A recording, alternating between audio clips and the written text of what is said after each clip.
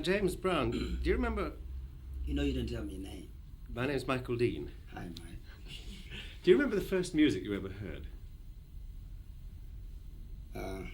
I better say yeah, because if I don't, I sound like I'm 50 years old. Yeah, I remember. What was the first kind of music you were attracted to? Was it gospel music or...? No, the first music I was attracted to was guitar, rhythm and blues. The old blues, you know. Fella playing guitar with a bottleneck around his finger, you know. And when did you start playing and singing yourself? Well, you said playing, I'd feel kind of bad to say that I'm really a musician, because I'm kind of a jack of all trades with about 5 or 6 instruments. And I write and arrange all my stuff, and I've never gone to school for music, formally. But I guess I played about 6 instruments, and I started playing the harmonica. When you were I've never played on a record yet, and I still yet want to play one on a record. Why not? Well, I don't know. I just hadn't. Actually, it was a little too primitive, and I thought we had a lot of people that weren't ready for it, and you kind of eases into it, you know. But I think harmonica is going to be very big very shortly, because it's the next primitive thing, you know. It's even before the guitar.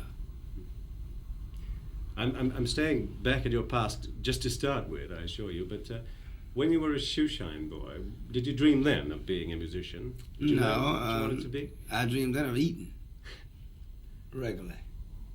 You didn't eat much? Well, I didn't have, well, my people were very poor, you know, and there just was no way, you know, for me to dream of becoming anything but trying to be just a laborer trying to work, you know, because that's all I saw, that's all I could see around me. My father was a laborer, you know. He stopped in the 2nd grade, and this wasn't a chance for me to imagine nothing that's too fantastic. And that's one reason, I guess, at most of my concerts, I've had language hang up for the last 8 or 10, but last night I wanted to, I just didn't have time. But I usually thank the people, you know, for coming out to see the show and for making me what I am today, and let them know that I do appreciate it, because... Have you ever seen James Brown live? They delivered me from so many things, you know. I don't think I could ever be able to repay people for what they've done for me, but I can keep on being a man and trying to fight for the right for all people. Did those early years of poverty and reform school leave scars? Do you sometimes dream now of poverty and... No, let's face it, it's kind of hard. You get used to being in a position where you can do a lot of things that you never dreamed of being able to do. But I think your spirit kind of changes along with what environment you're in. Because when I was a junior delinquent, and I used to dream there in the institution, I would never dream of being on the outside. And we've talked about this before. I think your spirit just kind of, and you know, be part of the environment. And I think even though you're asleep, it just don't give you nothing that's not reality. I think it stays with the reality, you know. And I just never dreamed of nothing outside. So the same way now that I'm able to do a lot of things that I never thought I'd be able to do, or I never dreamed of being in poverty. It just don't happen. I don't know, maybe some other people have it much different, and it happens different with them, but not with me, I don't know. But I always remind myself, because I go back, I go out in the countries and I see homes where 15, 18, 20 people in 2 rooms, you know. And maybe it's one lady, or maybe an elderly man taking care of family. And I'll go around and find a sick, and I find anybody with any land for sale, and I bring back deeds to them, you know. I think of the old Robin Hood days and the Jesse James stories. Not the Robin, another thing now, not taken, but given. I thought it was a fantastic idea, and makes one feel very good inside when you're able to do things like that. Going on a lecture.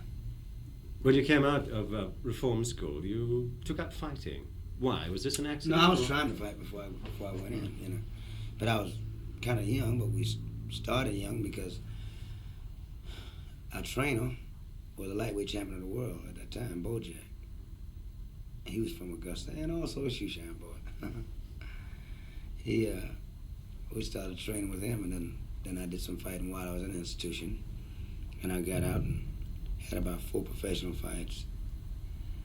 And I don't know how I got into the singing bit. I think that was the only thing left because boxing just didn't seem to have it or something. It's a little too slow. And it hurts.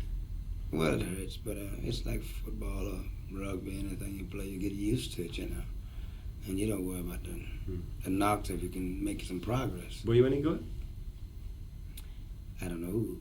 If you'd asked me, am I good at singing and dancing, I couldn't answer that either. I got a pretty good reputation from boxing, but I'm a peaceful man. From the beginning, was it soul, musically, that interested you most, or was it all? Well, it's always been soul with me ever since I've been singing, you know. Soul has become, at that time, soul was more or less a church slang, you know. This was used in church a lot. Singing soul, I'm using my soul. And eventually it come out of the church because they found that most of the rhythm and blues singers had come out of the church, so they named them soul singers, you know. I guess as far as I can remember back, I was a soul singer. At the beginning, did you model yourself on any other soul singer? No, a lot of people I liked in the past. Louis Jordan, years back. Old singers like Winona Harris, Roy Brown, and maybe a lot of the music people don't know what I'm talking about. It's, and I'm not pushing King Records now. But you do find these singers in the King catalog, and they got a lot of originality, a lot of things that you hear people try to do today. It's their life they sing about. And then later on, I like B.B. King a lot, you know. But my thing, I had to get the way I felt it. And I thought that I would be able to deliver better doing it the way I feel, you know. It's one thing I've always tried to do is be unlike anybody else. A lot of people have tried to define exactly what soul music is, but no one seems to have caught exactly what it is. How would you define it? I don't know. I think I think it's almost like popularity because I've expressed this my feeling, my opinion about soul music for a million times. Soul music is just it's the deprivation of a man, and this is the thing he sang about. It's the word "can't" that make you a soul singer. Can't. I think one thing that's made a black man is more heavier for soul coming from the States is because of the fact that he had extra hard knocks. And he lived with the word "can't" for so long. So every time he can sing about it, it kind of comes out a little bit stronger.